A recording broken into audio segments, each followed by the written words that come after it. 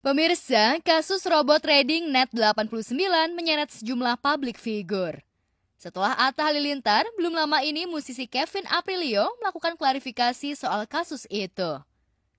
Sebab Kevin disebut-sebut menjadi salah satu artis yang diduga terjerat kasus robot trading Net89 yang sebelumnya dilaporkan oleh lebih dari 230 orang. Kevin yang ditemui mengaku tak tahu menahu soal penyimpangan yang terjadi pada aplikasi itu. Di hari yang bahagia ini saya ingin memberi klarifikasi nanti yang mungkin akan dipaparkan sama abang saya, Abang Minola, pengacara senior saya ini. Dan klarifikasi mengenai berita-berita yang sekarang beredar di media manapun. Jadi pada dasarnya nanti Bang Minola akan paparkan, mungkin saya nanti akan menambahkan sedikit juga dari sisi saya. Nanti mungkin Widi juga mungkin akan bicara sedikit juga. Oke. Bukan hanya itu, Kevin juga merasa terkejut atas pelaporan orang-orang yang mengaku korban dugaan penipuan berkedok investasi lantaran ikut mempromosikan aplikasi yang sudah berjalan selama 5 tahun ini. Kronologi kenapa saya waktu itu bersedia membuat testimoni di Zoom meeting salah satu teman saya di Net89 ini. Nah, setahu saya Net89 itu adalah robot trading yang dijual oleh PT SMI, PT Symbiotic Multitalenta Indonesia. Nah, perusahaan ini sudah berdiri dari tahun 2017 ya kalau nggak salah Pak ya. 2017 kan? Ya, berarti umurnya sudah 5 tahun.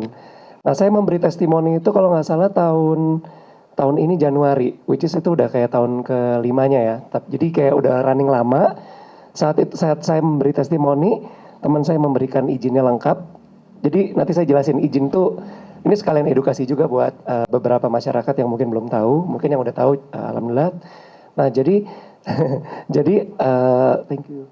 Nah, jadi apa namanya, di tahun ke-5 saya kenapa memutuskan memberi testimoni karena partner saya memberi izinnya lengkap. Selain izin juga ternyata kantornya udah ada banyak sekali di seluruh Indonesia saat itu ya. Nama Kevin menjadi salah satu dari sekian artis yang terseret robot trading yang dilaporkan oleh Gerakan Maju Perjuangan Uang Rakyat member Net89 alias Gempur Net89 terkait dugaan penipuan berkedok investasi yang menelan kerugian triliunan rupiah. Lantas apa alasan Gempur Net89 menyeret nama sejumlah artis dalam laporan polisi?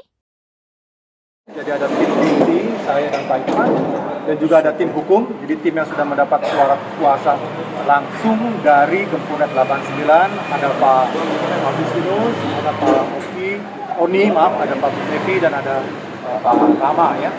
Jadi kita tujuannya adalah mengajukan laporan polisi, ya.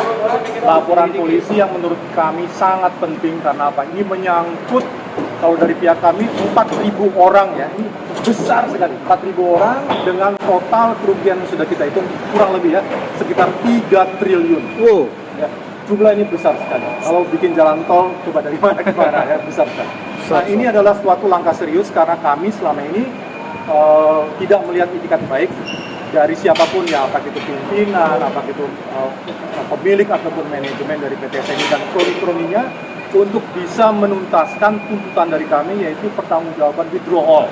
Jadi kami ingin dana kami kembali secepat-cepatnya, sebaik-baiknya. Polisi ini terkait siapa dan siapa yang kami laporkan, yang jelas ini yang saudara sebutkan tadi itu tidak ada di list kami. Tapi yang kami laporkan adalah beberapa para exchanger dan juga pemilik PT SMI dalam hal ini Net89. Untuk sementara itu dulu kawan-kawan, karena kita mau masuk dulu ke sini, buka IP-nya. Selama ini kan kasus robot trading kan sudah hilang. Karena adanya beberapa berita yang menghebohkan kan begitu ya, berita FS dan sebagainya begitu.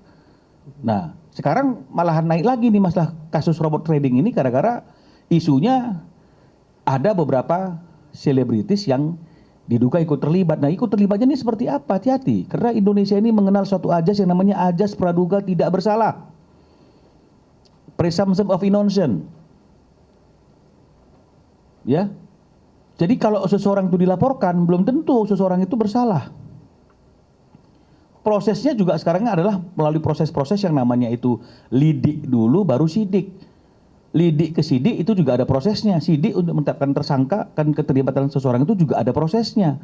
Justru sekarang kalau menurut saya, klien saya dirugikan dengan adanya pemberitaan tentang laporan ini. Dia dikait-kaitkan.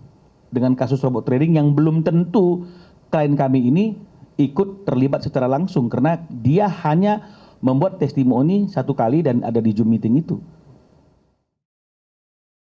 Pada kesempatan itu, Kevin menjelaskan jika ia merasa sebagai korban apabila dituding sebagai penipu.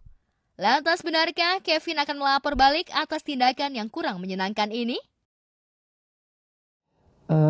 PTSM ini ternyata masuk di Kemendak. Ya, ini resmi loh, Kemendak tuh ada di website Kementerian Perdagangan ya. Ini nanti saya juga udah kirim ke teman-teman wartawan PDF-nya. Ini ada ya, PT Simbiotik Multitalenta Indonesia.